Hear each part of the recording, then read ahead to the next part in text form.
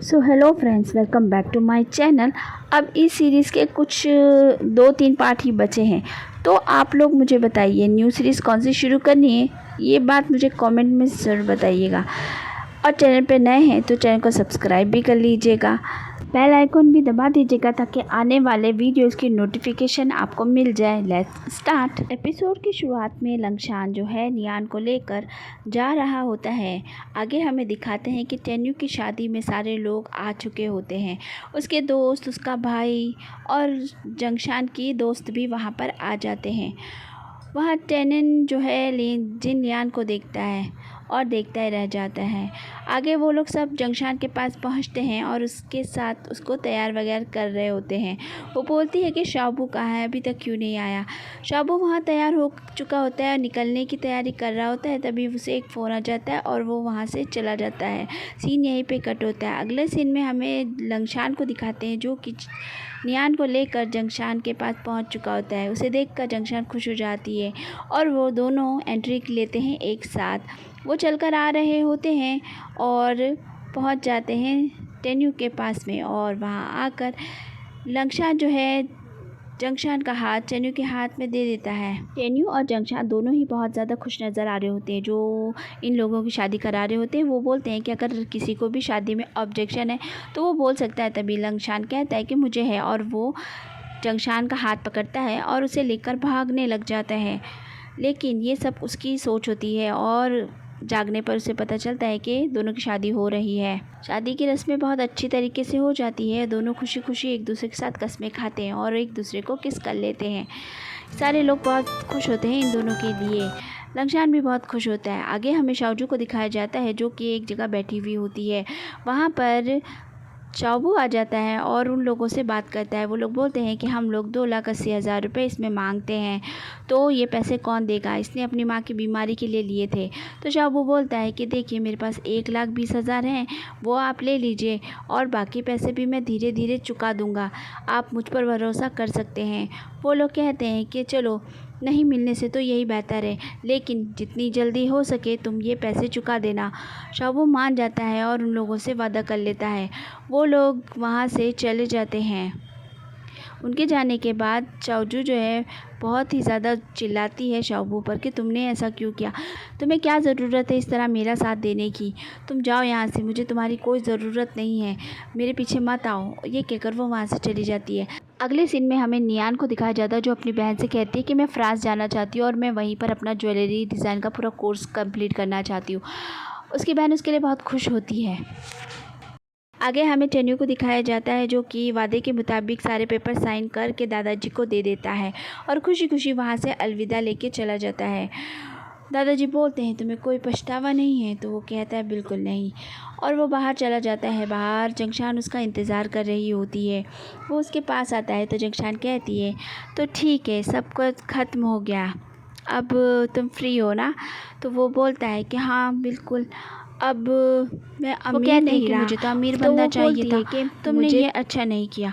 तो वो कहता है अच्छा ये बात है, और दोनों हंसी मजाक कर रहे होते हैं। तभी वो उसे गले लगा लेता है। नीचे लंगशान आया हुआ होता है और वो इन दोनों को देख रहा होता है, इनकी सारी बातें भी सुन रहा होता है। टेन्यू बोलता है कि जब मैंने पहली बार तुम्हें देखा था, जब तुम अपने दोस्त की मदद कर रही थी, उस दिन से ही मैं तुम मेरे दिल में रहती हो और मैं मेरी पूरी दुनिया बन चुकी हो। नीचे खड़ा हुआ लंगशान भी बोलता है कि तुम मेरी भी पूरी दुनिया हो। आगे हमें टेन्यू और जंगशान को दिखाया जाता है जो टेनन के साथ में होते हैं।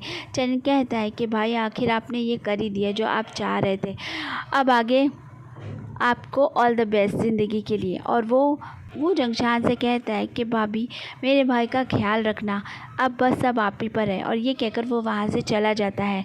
जंगशान देख रही होती है। टेन्यू पूछता है कि क्या बात है। तो वो बोलती है कि आज पहली बार मुझे बहुत अच्छा लगा जब टेनन ने मुझे भाभी कहा। और ये बात सुनकर वो बहुत खुश होती है। तो टेन्यू कहता है मेरा भाई ऐसा ही है, और दोनों वहाँ से चले जाते हैं। जंगशान सोच रहा होता है कि जंगशान को तो अब अपनी ज़िंदगी में आगे बढ़ने का मौका मिल गया, उसे वो मिल गया जिसे वो चाहती थी, और अपने मम्मी पापा को बोलता है कि आपने जो मुझसे वादा लिया था मैंने आज वो पूरा कर दिया है, और उसे एक बेहतर ज़िंदगी जीने का पूरा हक है।